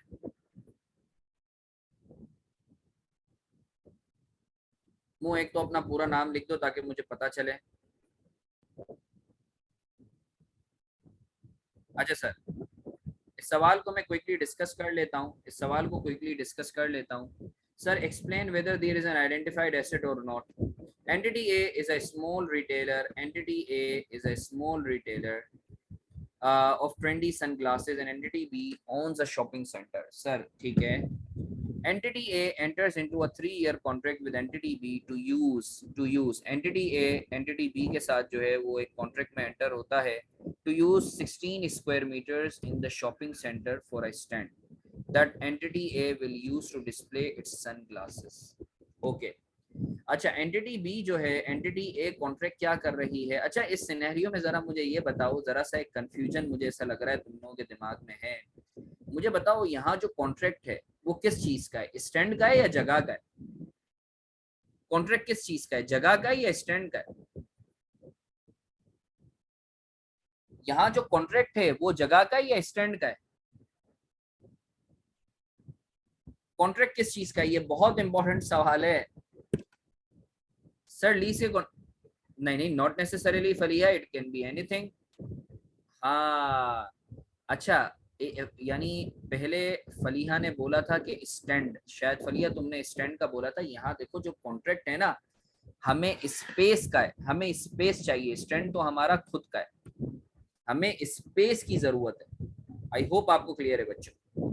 यहाँ जो कॉन्ट्रैक्ट है वो स्पेस का है, ठीक है ना? हमने स्पेस का कॉन्ट्रैक्ट किया है। Now we have to decide, now we have to decide. एक मिनट, मेरे ख्याल से स्क्रीन चली गई है बच्चा।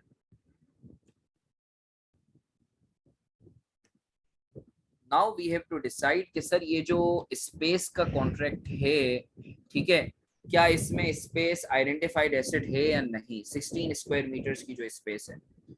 आगे बढ़ते हैं, बोलता है the contract specifies that entity A has the right to use 16 square metres on the second floor of the shopping centre. Okay, but the terms of the contract also allow entity B to move its stand to a variety of other suitable areas within the shopping center.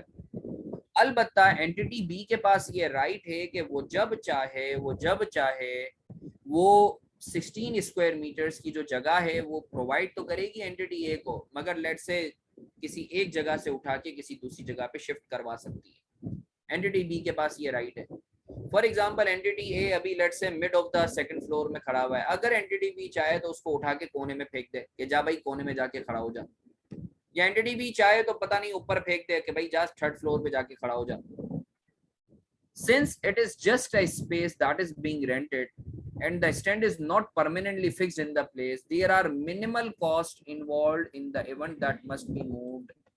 अब अगर entity B entity ए को उठा के late से कोने में बोलती है कि भाई कोने में जाके खड़ा हो जा, तो स्टैंड चूंकि जमीन से फिक्स नहीं है तो कोई कॉस्ट भी नहीं आएगी एंटिटी बी की कि भाई उसका शॉपिंग सेंटर की फ्लोर खराब हो। तो मुझे बताओ मेरे बच्चों, entity B being a lessor, entity B being a supplier, क्या एंटिटी बी के पास राइट टू रिप्लेस है? जल्दी से बताओ, क्या एंटिटी बी के पास राइट टू रिप्लेस है? जल्दी से बताओ, एंटिटी बी के पास राइट टू रिप्लेस है? बोलो ना, मैसेज करके बताओ। यस, बिल्कुल है। मुझे बताओ, क्या ये इकोनॉमिकली वायबल है एंटिटी बी के लिए? Is it economically viable for entity B? खुद बोल रहा है सर बहुत नॉमिनल सी कॉस्ट है। Is it economically viable? Yes, it is economically viable. तो जल्दी से बताओ, सप्लायर के पास सब्सटेंटिव राइट है? यस। तो जल्दी से बताओ, क्या एसेट आइडेंटिफाइड कहलाएगा या नहीं कहलाएगा? जल्दी से बताओ,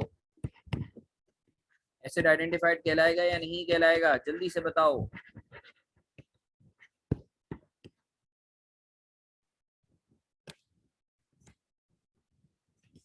नो, जबरदस्त जबरदस्त। आई होप बच्चों आप लोगों को क्लियर है। मैं ये इसकी कमेंट्री है, मैं चाहूंगा इसको रीड कर लो, इसको रीड कर लो। अगर किसी के दिमाग में कोई कीड़े आ रहे हैं तो मुझसे डिस्कस कर सकते हो। Please, a humble request to all of you, a humble request to all of you, please, a humble request to all of you.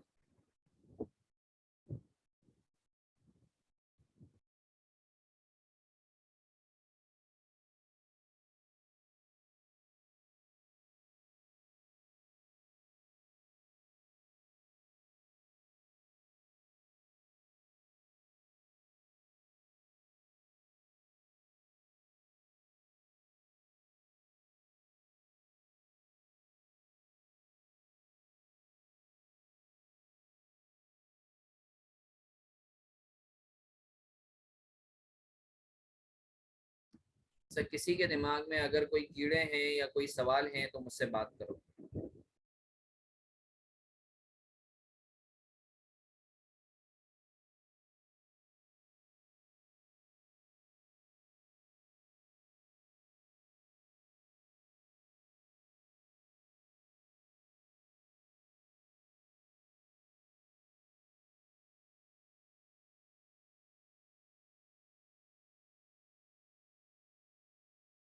हाँ भाई, कोई कीड़े, कोई फतूर, कोई भी दिमागी कीड़े, मुझसे बात करो प्लीज।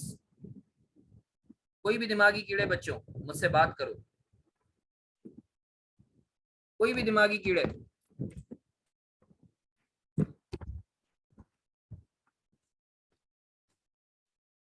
कोई भी सवाल है, please, humble request to all of you.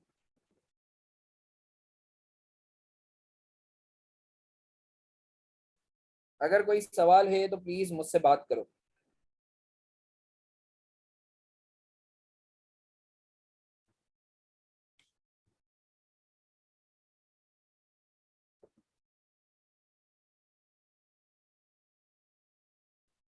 अगर कोई सवाल है तो मुझसे बात करो प्लीज।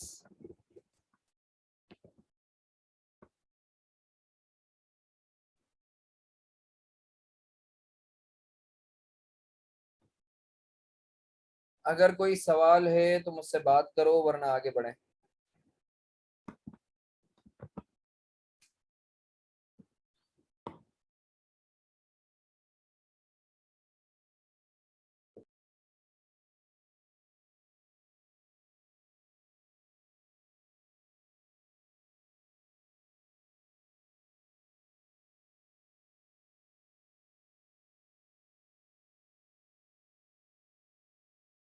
हाँ भाई, पढ़ लिया है, आगे बढ़े।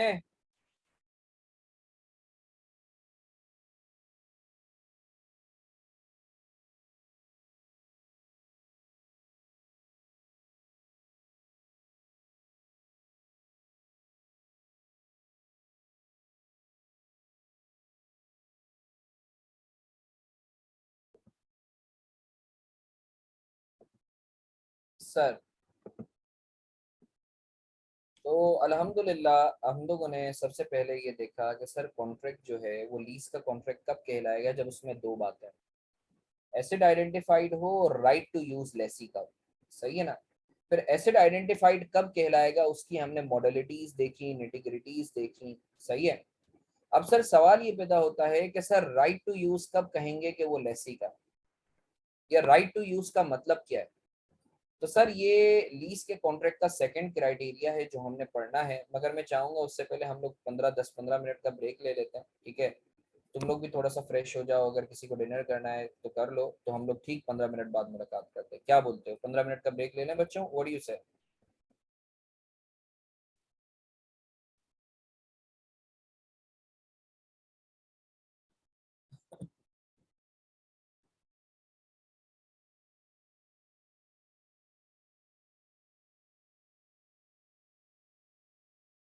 15 मिनट का ब्रेक ले लें।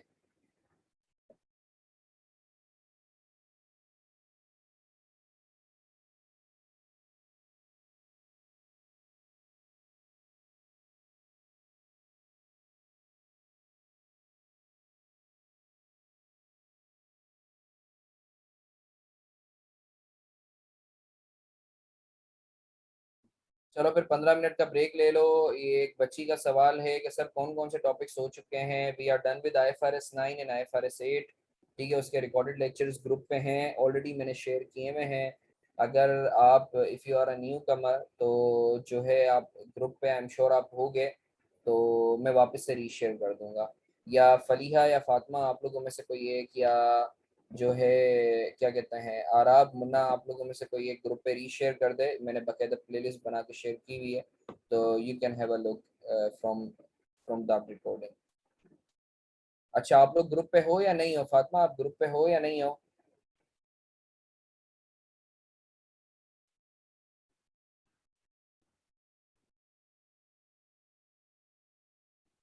ओके, अलीना आप ग्रुप पे हो या नहीं हो।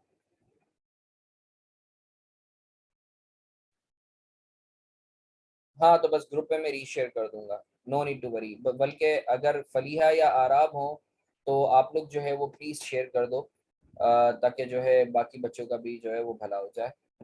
तो बस हम लोग 15 मिनट का ब्रेक लेते हैं, फिर इंशाल्लाह हम लोग लीस वाली एरिया को हम लोग कंक्लूड करेंगे, फिर इंशाल्लाह हम लोग न्यूमेरिकल्स की तरफ बढ़ेंगे। तो ठीक, इंशाल्लाह right after 15 minutes we shall be again meeting.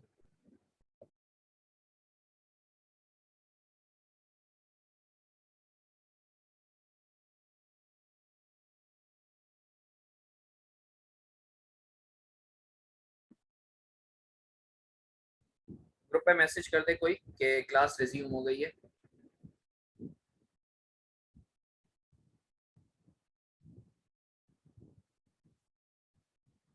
Thank you Arif. अच्छा सर, अब हम बात करते हैं सेकंड क्राइटेरिया पे कि for categorising any contract as a lease contract we need to look at the second criteria, that is right to use that asset जो है should be with the Lesi.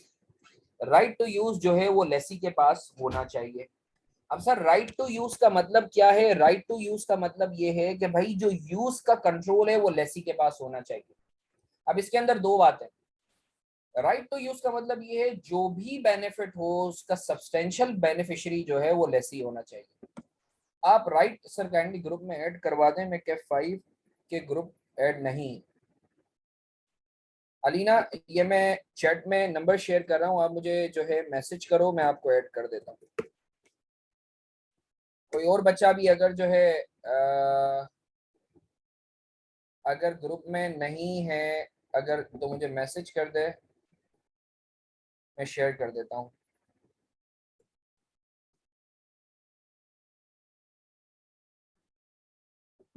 Sir अब हम बात करते हैं कि राइट टू यूज का क्या मतलब है। राइट टू यूज का मतलब ये है कि सर एसेट से जो भी बेनिफिट आ रहा होगा, अब चाहे वो बाई प्रोडक्ट की फॉर्म में हो किसी भी फॉर्म में, उसका बेनिफिशियरी जो है वो लेसी होगा।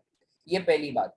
राइट टू यूज का मतलब सिर्फ बेनिफिशियरी होना नहीं है। देखो, एक होता है एसेट का बेनिफिट लेना, और दूसरा होता है कि भाई उस एसेट को ऑपरेट करना।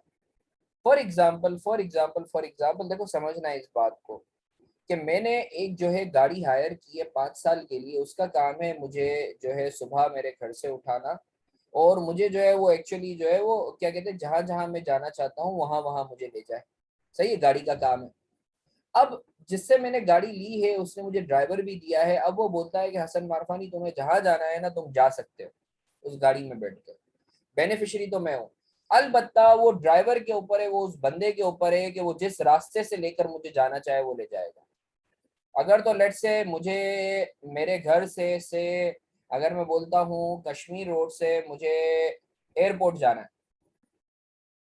तो अब उसके ऊपर है, उस बंदे के ऊपर, वो मुझे एयरपोर्ट तो पहुंचाएगा, मगर वो चाहे तो मुझे गुलिस्तान जोहर से ले जाए, वो चाहे तो मुझे शारा फैसल से ले जाए, वो चाहे तो मुझे कराची यूनिवर्सिटी रोड से ले जाए। तो सर राइट टू यूज के अंदर दो बातें होती हैं। एक तो ये है कि उसका बेनिफिशियरी जो है वो लेसी होना चाहिए, और नंबर दो, जो एसेट का यूजेज है, यूजेज किस तरीके से करना है, एसेट को ऑपरेट किस तरीके से करना है, ये भी राइट टू यूज की डेफिनेशन में आता है। तो sir right to use lessee के पास कब होगा? जब ये दो बातें होंगी। नंबर वन, उसका सब्सटेंशियल बेनिफिशियरी लेसी होगा, और जो यूजेज है उसको ऑपरेट किस तरीके से करना है। अब इसके अंदर तीन बातें। अगर तो ऑपरेट करना है वो सप्लायर के हाथ में है कि एसेट को किस तरीके से ऑपरेट करना है, तो आप बोलोगे राइट टू यूज लेसी के पास नहीं है और ये कॉन्ट्रैक्ट लीज का नहीं है। और अगर ऑपरेट किस तरीके से करना है वो कस्टमर के हाथ में है, लेसी के हाथ में है, तो आप बोलोगे कि ये लीज का कॉन्ट्रैक्ट है। और अगर लेट से प्री डिसाइडेड यूज है, फॉर एग्जांपल एक चीज बनी ही जो है लेट से किसी स्पेसिफिक पर्पस के लिए, वो ऑटो पे चलती है ना, उसमें कस्टमर का हाथ है ना सप्लायर का हाथ है। अगर तो प्री करेगी तो आप देखना होगा कि भाई ये जो डिजाइन किया है, प्री डिटरमाइंड डिजाइन जो बनाया हुआ है, वो कस्टमर ने बनाया हुआ है। अगर तो कस्टमर ने बनाया हुआ है तो सर आप बोलोगे कि ये राइट टू यूज लेसी के पास है, और अगर कस्टमर ने नहीं बनाया हुआ तो आप बोलोगे राइट टू यूज लेसी के पास नहीं है। सर मैं इसको एक दफा वापस से ब्रीफ कर देता हूँ। सर कोई भी कॉन्ट्रैक्ट लीज का कॉन्ट्रैक्ट उस वक्त कहलाएगा जब उसमें दो बातें हो, एसेट आइडेंटिफाइड हो और राइट टू यूज लेसी के पास हो। हमने सबसे पहले पढ़ा कि एसेट आइडेंटिफाइड कब होगा, उसकी निटिग्रिटीज मॉडलिटीज हमने देखी।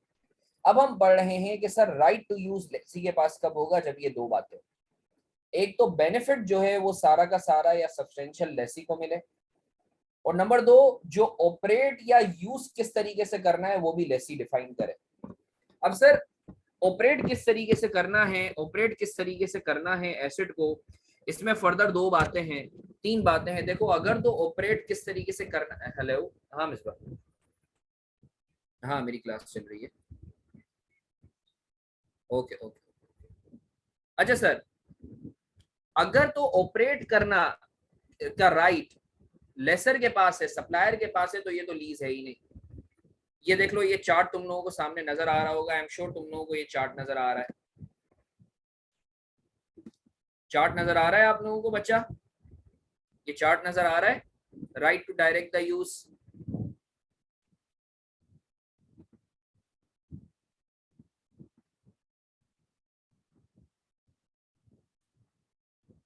अगर तो ऑपरेट करने का राइट लेसर के पास है, सप्लायर के पास है, तो ये लीज है ही नहीं, क्योंकि right to direct the use lessee के पास नहीं है।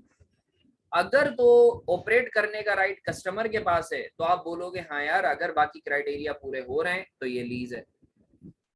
और अगर तो प्री डिटरमाइंड यूजेज है, वो कोई जो एसेट है उसका एक प्री डिटरमाइंड यूजेज है कि भाई उसका डिजाइन ही ऐसा बना हुआ है कि उसको ऑटो पे चलना है। आपने एक मशीनरी बनाई थी, उसका काम ये है कि उसने जो है फॉर एग्जांपल, या आपने लेट से एक रोबोट बनाया हुआ है जिसका काम ही ये है कि आपको जो है फॉर एग्जांपल नुमाइश से पिक करेगा और आपको एयरपोर्ट पे छोड़ेगा वो रोबोट।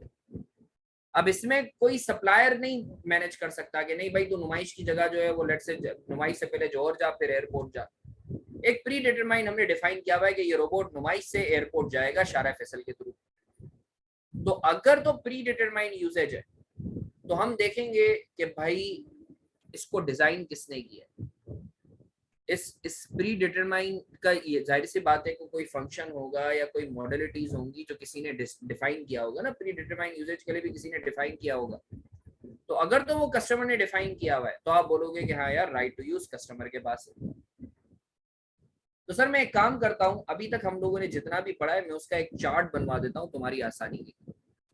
इसका मैं एक चार्ट बनवा देता हूँ कि कोई भी कॉन्ट्रैक्ट लीज का कॉन्ट्रैक्ट कब होगा।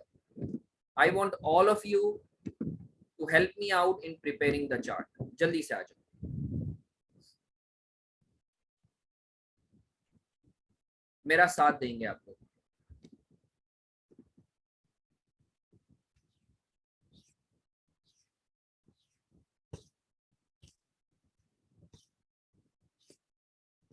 सर मेरा साथ देंगे अभी आप लोग सब। स्क्रीन नजर आ रही है, वन नोट नजर आ रहा है।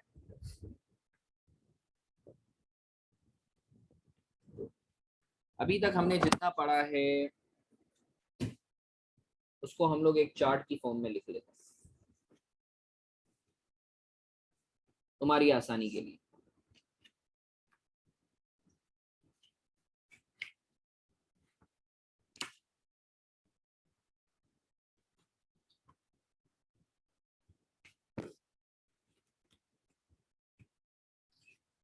सर लिख लें तुम्हारे लिए एक चार्ट की फॉर्म में हम लिख लेते हैं, मेरी हेल्प आउट करोगे आई एम श्योर आप लोग।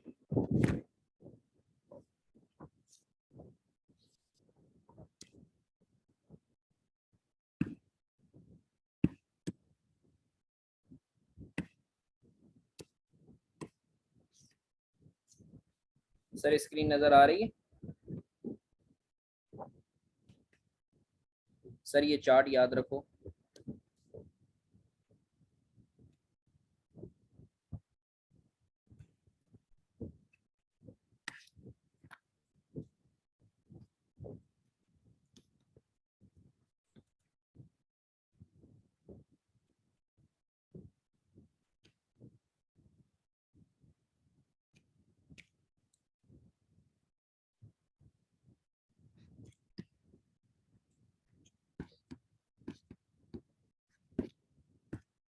कॉन्ट्रैक्ट लीज का कॉन्ट्रैक्ट कब कहलाएगा, जब इसमें दो बातें हो।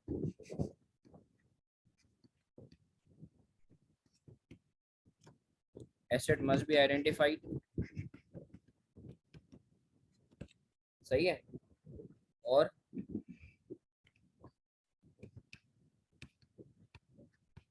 Right to use, right to use का मतलब क्या है?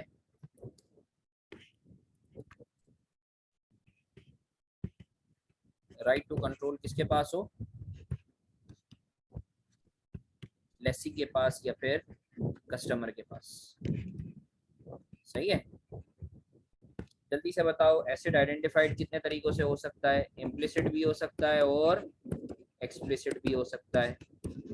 ऐसा ही है, ऐसा ही है। अच्छा, इसके अंदर एक और हमने पढ़ा कि सर पोर्शन जो है आइडेंटिफाइड कहलाएगा अगर तो फिजिकली डिस्टिंक्ट है।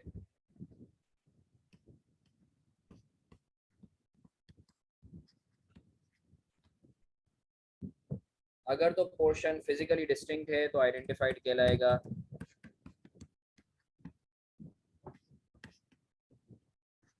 ऐसा ही है। और अगर पोर्शन फिजिकली डिस्टिंक्ट नहीं है तो हमें क्या देखना होगा? जल्दी से बताओ,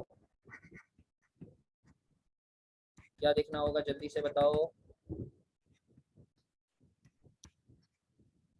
सब्सटेंशियल बेनिफिशियरी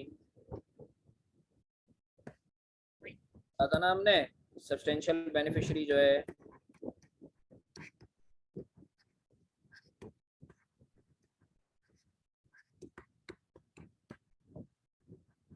अगर लेसी को मिल रहा है तो हम बोलेंगे आइडेंटिफाइड है,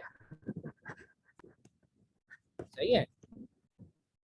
अच्छा, फिर हमने एक और पढ़ा इसके अंदर case, if substantive right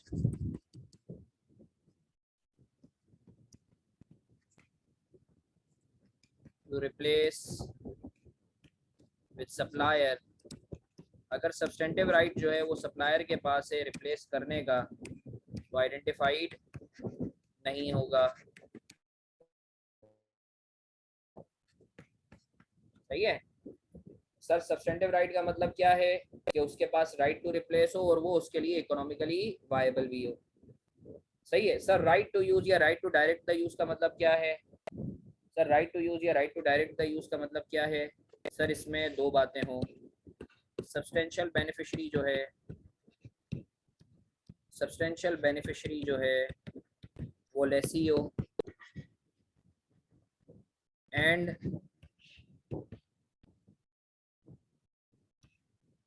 right to direct और ऑपरेट द एसेट किसके पास हो? लेसी के पास। अगर तो ये दोनों बातें हैं तो आप बोलोगे राइट टू यूज लेसी के पास है और ये कॉन्ट्रैक्ट लीज का कॉन्ट्रैक्ट कहलाएगा। सर अगर पोर्शन फिजिकली आइडेंटिफाइड ना हो, ये वाला पॉइंट दोबारा बता दें। अलीना बच्चा, हमने ये पढ़ा था, हमने ये ऊपर भी पढ़ा था। देखो, अगर तो पोर्शन फिजिकली आइडेंटिफाइड नहीं है तो जाहिर सी बात है वो एक कैपेसिटी होगी। लेट्स से पाइपलाइन है, शायद तुमने देर से ज्वाइन किया था, मैं तुम्हारे लिए वापस से रिपीट कर देता हूँ। तो अगर तो पोर्शन फिजिकली डिस्टिंक्ट नहीं है, आइडेंटिफाइड नहीं है, तो स्टैंडर्ड बोलता है कि आपने देखना है कि उस पोर्शन का सब्सटेंशियल बेनिफिट क्या लेसी ले रहा है। सब्सटेंशियल बेनिफिट का मतलब ये 90% और मोर। अगर तो सब्सटेंशियल बेनिफिट लेसी ले रहा है तो आप बोलोगे वो जो पोर्शन है जो कि फिजिकली डिस्टिंक्ट नहीं हो सकता, सही है, वो आइडेंटिफाइड है। सर इसकी एग्जांपल क्या है? लेट्स से गैस की पाइपलाइन है। अलीना मेरे पास आई, बोला हसन मारफानी ये जो गैस की पाइपलाइन जा रही है उसका जो है 90% तुम मुझे सप्लाई करोगे। तो सर अब ये 90% को मैं अलग नहीं कर सकता उस पाइपलाइन से, मगर चूंकि सब्सटेंशियल बेनिफिट बीइंग 90% और मोर आप ले रहे हो तो मैं बोलूंगा हाँ यार ये पाइपलाइन आइडेंटिफाइड है। अगर तो आप बोलोगे नहीं हसन मुझे 30% चाहिए, तो ये कैपेसिटी जितनी भी ये पाइपलाइन है उसका 30% आउटपुट मुझे चाहिए, तो यहाँ ये जो 30% है उसको मैं अलग से नहीं बोल सकता कि ये पाइपलाइन को आधा मैं बीच में काट दूं और बोलूँ कि भाई ये, वो तो पाइपलाइन ही खराब हो जाएगी। तो अब हम देखेंगे कि सब्सटेंशियल बेनिफिट आपको मिल रहा है, नहीं आपको नहीं मिल रहा क्योंकि बीइंग लेस देन 90%, तो ये आइडेंटिफाइड नहीं कहलाएगा। आई होप आपको क्लियर है। आई होप आपको क्लियर है।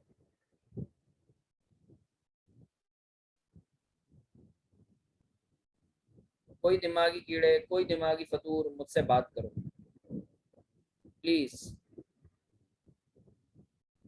मुझसे बात करो। किसी के दिमाग में कोई भी कीड़े, प्लीज मुझसे बात करो। नहीं करनी बात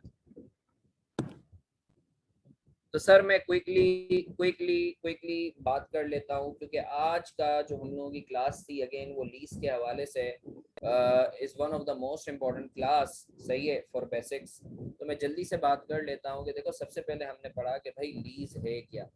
लीज एक ऐसा कॉन्ट्रैक्ट है जिसमें एक मालिक होता है और एक किराएदार होता है, सही है, और मालिक मकान किराएदार को किराए पे जो है वो एसेट देता है, सही है, इस्तेमाल करने के लिए। इन दोनों के दरमियान जो कॉन्ट्रैक्ट कहलाता है वो लीज का कॉन्ट्रैक्ट कहलाता है, सही है। हमने ये बात पढ़ी। सर लेसर कौन होता है? लेसर मालिक मकान होता है, और लेसी कौन होता है? वो किराएदार होता है। फिर हमने पढ़ा कि sir based on certain criteria standard जो है वो लीज के कॉन्ट्रैक्ट को दो क्लासिफिकेशंस के अंदर तोड़ता है। वो बोलता है भाई लीज का कॉन्ट्रैक्ट या तो फाइनेंस लीज के तौर पे क्लासिफाई होगा या फिर ऑपरेटिंग लीज के तौर पे क्लासिफाई होगा। सर कब होगा उसने वो क्राइटेरिया बताया हुआ है।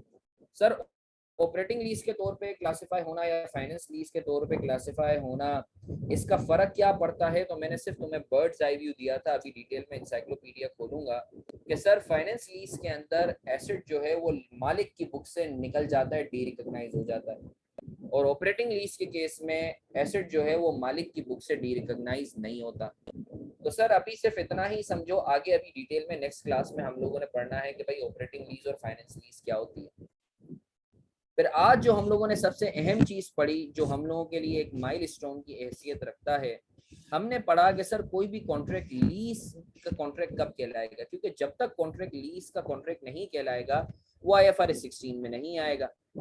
और चूंकि तुम्हारे कोर्स के अंदर IFRS 15 भी है, रेवेन्यू, तो लीज का कॉन्ट्रैक्ट और रेवेन्यू का कॉन्ट्रैक्ट ये ओवरलैपिंग कॉन्सेप्ट है।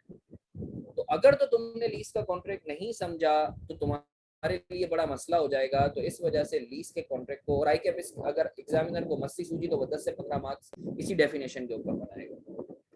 तो सर अब हम पढ़ते हैं, मैंने जो क्विकली मैं रीइटरेट कर दूं, हमने जितना भी पढ़ा, सर हमने पढ़ा कि सर कोई भी कॉन्ट्रैक्ट लीज का कॉन्ट्रैक्ट कब कहलाएगा, जब उसमें ये दो बातें, नंबर वन एसेट जो है वो आइडेंटिफाइड हो, और नंबर दो राइट टू यूज हो लेसी का, किराएदार in exchange for consideration.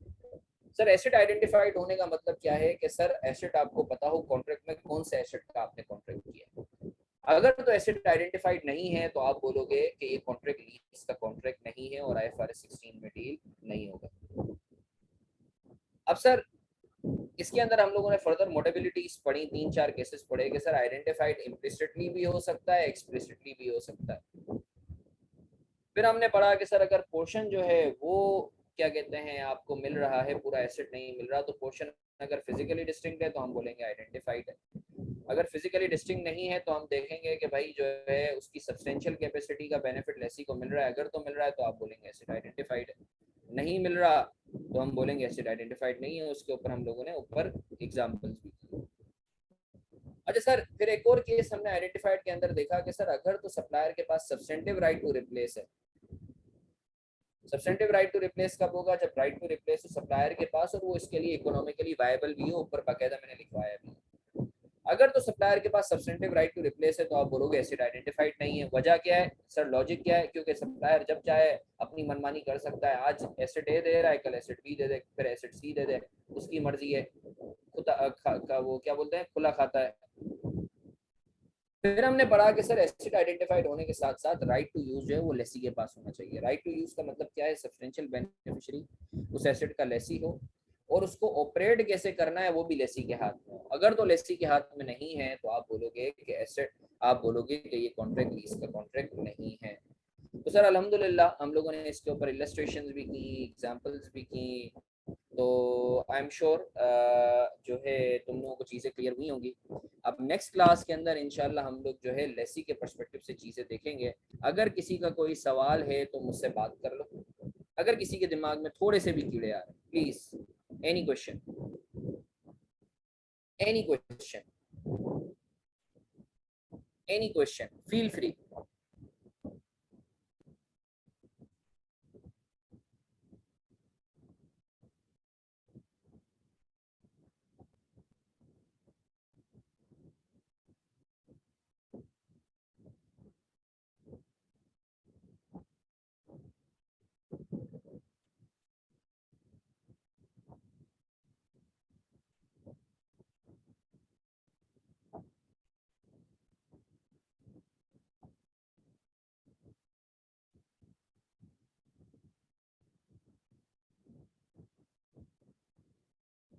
Any question, अरे कुछ भी पूछ लो, कोई भी सवाल नहीं है, कोई भी कीड़े, अगर नहीं भी है तो मैसेज करके बता दो यार।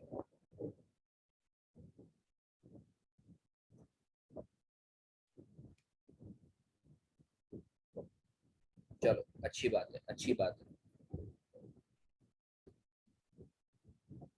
ये गिनती के 2 बच्चे जवाब दे रहे हैं, बाकी क्या नेपाल चले गए आराम करने?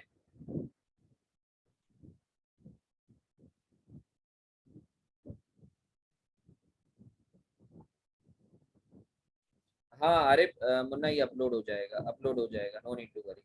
ठीक है।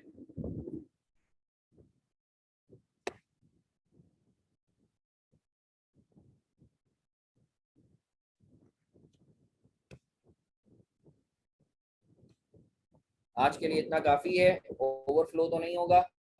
आगे पढ़ना है या नहीं पढ़ना है, आज के लिए इतना काफी है।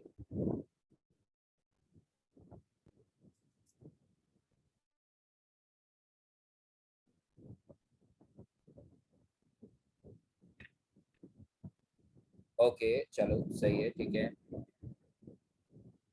Any other question with respect to your studies, with respect to के how you should manage the things, कोई भी any other question else, हम लोग फिर जो है सेशन को conclude करें।